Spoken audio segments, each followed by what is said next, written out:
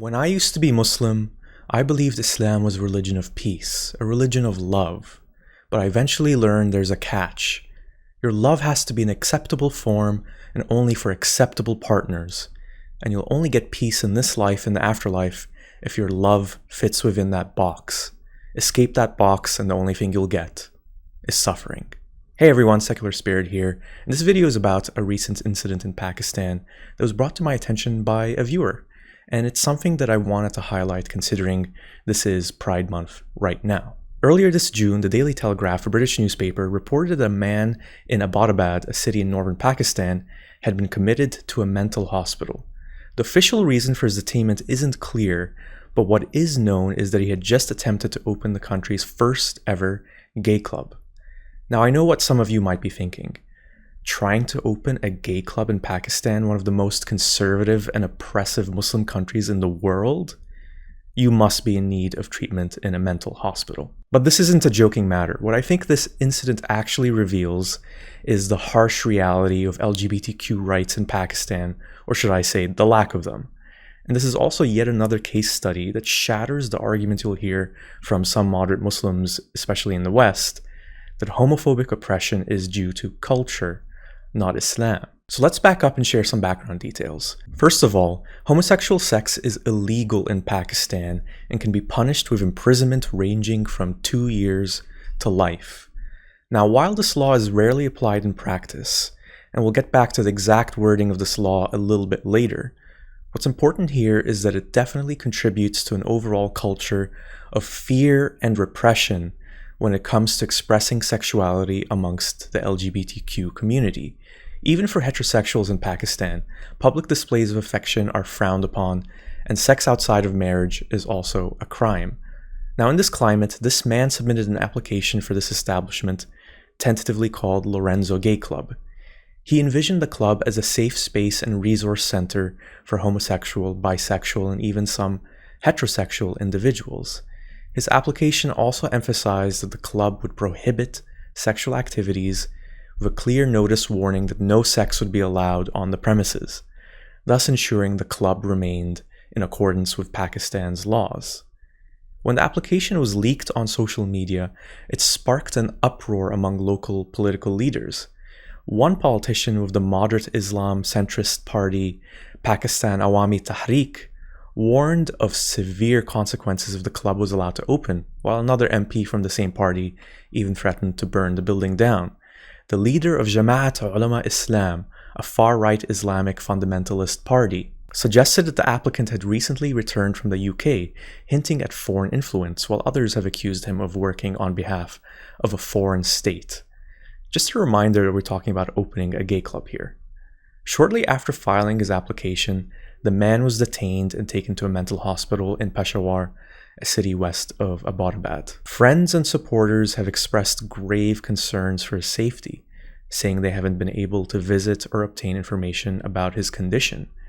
One of his friends added that the applicant's sexuality was well known and hadn't caused issues before. Before his detention, this applicant was interviewed by the Telegraph. He didn't disclose his identity, but he did say this: "I have started the struggle for the rights of the most neglected community in Pakistan, and I will raise my voice in every forum." He also said that if his application is rejected, then I will approach the court, and I hope that, like the Indian court, the Pakistani court will rule in favor of gay people. This is a reference to how significant strides in LGBTQ rights have been made in India, where homosexuality was decriminalized in 2018, even though same-sex marriage is still illegal. As things stand, the application for the club in Abbottabad is apparently still being subject to review. Taking a step back from the specific incident, organizations like Human Dignity Trust, a UK-based advocacy group, have documented instances of arrests, discrimination, and violence against LGBTQ people in Pakistan in recent years. This ties into the specific law criminalizing homosexual sex in Pakistan, categorized under unnatural offenses along with bestiality. Whoever voluntarily has carnal intercourse against the order of nature of any man, woman, or animal shall be punished with imprisonment for life, or with imprisonment of either description for a term which shall not be less than 2 years, nor more than 10 years, and shall also be liable to a fine. I love that last addition, a fine. Please keep in mind that we're talking about this as an act of law in 2024. Whoever voluntarily has carnal intercourse against the order of nature. This whole notion of against the order of nature is rooted in religion, and in this instance in Islam. The Quran repeatedly expresses how homosexuality is a shameful deed, an immoral action, a transgression. Now, I have a big problem with the idea that there could be some sort of behavior that is against the order of nature or unnatural. If it exists, if it happens in our reality, then it has to be natural because it's happening. It's occurring in our natural world, even if it's only being done by a minority. That's the harm that comes of deciding what is good and wrong, what is moral and immoral, based on your faith in a creator of the universe dictating everything from a holy book or a prophet. Anything that is deemed immoral or wrong by that creator, who we have to believe exists on blind faith, automatically becomes against the natural order, even when we're faced with direct evidence that, in the specific instance of homosexuality, for example, it has existed throughout human history and across numerous cultures, not to mention it's even quite common in the animal kingdom. As human beings in organized societies, we come to a consensus about things we deem wrong or immoral, and we even create laws of punishments for certain wrong or immoral things. But here's the thing to note about this. It is a human consensus within a human society. It is all man-made and not God-related. And because of this, it's fixed to a certain time and context, potentially based on ignorance or faulty reasoning. And because of this, this consensus can change with the changing time and context, with a development in understanding and improved reasoning, or perhaps, and this is also important to note, a degradation understanding and worsening reason. That's the reality of human life, for better or worse. And our morals mean nothing to other creatures in the animal kingdom. They only mean anything to us. But when believers put God in the middle of it in today's world, they stubbornly stick to teachings and beliefs that many of us have progressed past. If anything, they consider the changing morals of secular society a weakness, proof that without religion, morals have no foundation or meaning.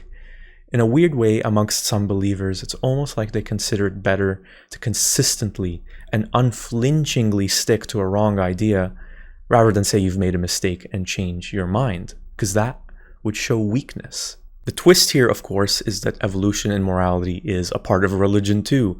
Slavery, for example, is now seen as immoral by many believers when that wasn't the case in the past.